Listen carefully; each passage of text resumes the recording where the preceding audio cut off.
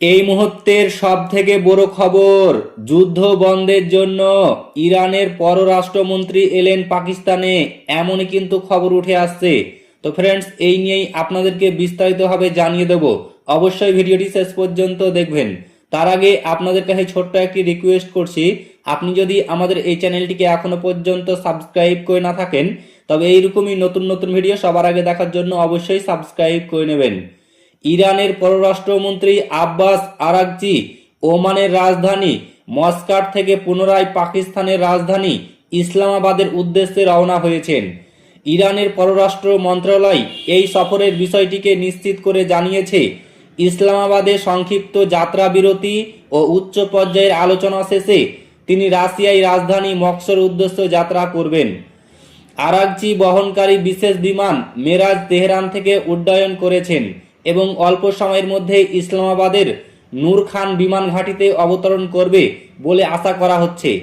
এর আগে পাকিস্তানে অনুষ্ঠিত প্রথম দফার আলোচনা শেষে তার প্রতিনিধি দলের একটি অংশ প্রয়োজনীয় দিক নির্দেশনা দিতে তেহরানে ফিরে গিয়েছিল। রবিবার রাতে তারা পুনরায় আরাগচির সঙ্গে ইসলামাবাদে যোগ দেবেন বলে ধারণা করা হচ্ছে, যেখানে চলমান যুদ্ধ বন্ধের বিষয়ে গুরুত্বপূর্ণ সিদ্ধান্ত নেওয়া হতে পারে। ইসলামাবাদে তার পূর্ববর্তী যাত্রার সময় আরাগচি পাকিস্তানের সেনাপ্রধান ফিল্ড মার্শাল আসিম মুনির, উপপ্রধান পররাষ্ট্রমন্ত্রী ইসাকদার এবং প্রধানমন্ত্রী শাহবাজ শরীফের সঙ্গে বৈঠক করেছিলেন।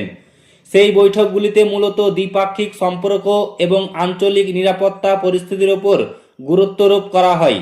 আরাগচি নিজেই সামাজিক যোগাযোগ মাধ্যম এক্সে তার সফরের বিষয়টি নিশ্চিত করে জানিয়েছেন, বন্ধু রাষ্ট্রগুলির সঙ্গে কূটনৈতিক সমন্বয় জোরদার করার লক্ষ্যেই তিনি ইসলামাবাদ, মাস্কাট ও মস্কো সফর করছেন।